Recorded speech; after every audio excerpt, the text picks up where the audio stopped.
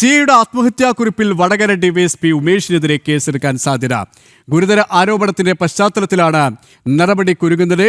കസ്റ്റഡിയിലെടുത്ത സ്ത്രീയെ ബലാത്സംഗം ചെയ്തുവെന്നാണ് ആരോപണം. പരാതിക്കാരി പോലീസിന് മൊഴി നൽകി.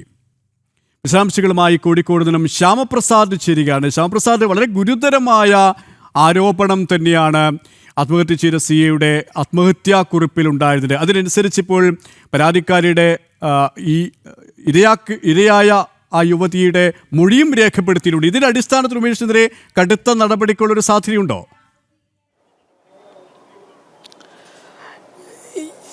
സുരേഷ്, എന്തായാലും വളരെ ഗുരുതരമായ ഒരു ആരോപണം തന്നെയാണ് ഈ ഉയർന്ന പോലീസ് ഉദ്യോഗസ്ഥനെതിരെ ഇപ്പോൾ യുവതി പരാതി നൽകിയിരിക്കുന്നത്. നിലവിൽ 2014 ഇതിന് ആസ്പദമായ ഒരു സംഭവം നടക്കുന്നത്. അന്ന് വടക്കാഞ്ചേരി CI ആയിരുന്ന ഉമേഷ്, നിലവിൽ അദ്ദേഹം ഇപ്പോൾ വടകര DYSP ആണ്. അന്ന് വടക്കാഞ്ചേരിയിൽ ഒരു പെൺവാണിഭ സംഘത്തെ പിടികൂടുന്നു. യുവതി അടക്കമുള്ള പെൺവാണിഭ സംഘത്തെ പിടികൂടുന്നു.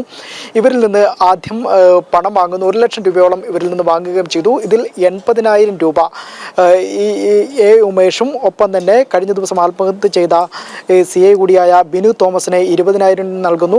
80,000 രൂപ ഉമേഷ് കൈക്കലാക്കുകയും ചെയ്യുന്നു. ഇങ്ങനെ ഈ ഒരു പണം വാങ്ങിയ ശേഷം വൈകിട്ടോടുകൂടി തന്നെ യുവതിയുടെ വീട്ടിലെത്തുകയും പിന്നീട് ഭീഷണിപ്പെടുത്തി ബലാത്സംഗം ചെയ്തതായിട്ടുമാണ് ഈ ഒരു കഴിഞ്ഞ ദിവസം ആത്മഹത്യ ചെയ്ത ഇദ്ദേഹത്തിൻ്റെ സഹപ്രവർത്തകൻ കൂടിയായ ബിനു തോമസിൻ്റെ ആത്മഹത്യാക്കുറിപ്പിലുണ്ടായിരുന്നത്. ഗുരുതരമായ പരാമർശങ്ങളാണ്, ഈ ആരോപണങ്ങളാണ് 4, 5, 6 പേജുകളിലായി ഈ ഒരു ബിനു തോമസ് ഉന്നയിച്ചിരിക്കുന്ന ആത്മഹത്യാക്കുറിപ്പിൽ ഉന്നയിച്ചിരിക്കുന്ന പ്രധാനപ്പെട്ട പരാമർശങ്ങളെല്ലാം തന്നെ. ഇതിൻ്റെ അടിസ്ഥാനത്തിലാണ് ഈ കത്ത് കഴിഞ്ഞ ദിവസങ്ങളിലെല്ലാം തന്നെ പാലക്കാട് ജില്ലാ ക്രൈംബ്രാഞ്ച് അന്വേഷണത്തിൻ്റെ ഭാഗമായി കണ്ടെടുത്തുകയും തുടർന്ന് മുകളിലേക്ക് റിപ്പോർട്ട് ചെയ്ത സാഹചര്യത്തിലാണ് ഈ ഗുരുതരമായ ആരോപണങ്ങൾ, ഉദ്യോഗസ്ഥനെതിരായ കാര്യങ്ങളെല്ലാം തന്നെ പുറത്തു വന്നിരിക്കുകയും ചെയ്തിരിക്കുന്നത്. എന്തായാലും അന്ന് നടന്ന സംഭവം ഈ 10 വർഷത്തിന് ശേഷം ഇപ്പോൾ നടക്കുമ്പോഴേക്കും ഈ ഒരു റിപ്പോർട്ട് അടുത്ത ദിവസം തന്നെ ആഭ്യന്തര വകുപ്പിനെ കൈമാറുകയും ചെയ്യും. നിലവിൽ ഈ ഉദ്യോഗസ്ഥൻ്റെ ആത്മഹത്യയുമായി ബന്ധപ്പെട്ടുള്ള ഒരു അന്വേഷണം പാലക്കാട് ജില്ലാ ക്രൈംബ്രാഞ്ചിൻ്റെ നേതൃത്വത്തിൽ പുരോഗമിക്കുകയാണ്. ഇതിനിടയിലാണ് ഇത്തരത്തിലൊരു പരാമർശം വന്നപ്പോൾ യുവതിയെ ഈ ഉദ്യോഗസ്ഥർ, പാലക്കാടിലെ നിലവിലുള്ള ജില്ലാ ക്രൈംബ്രാഞ്ചിൻ്റെ ഉദ്യോഗസ്ഥർ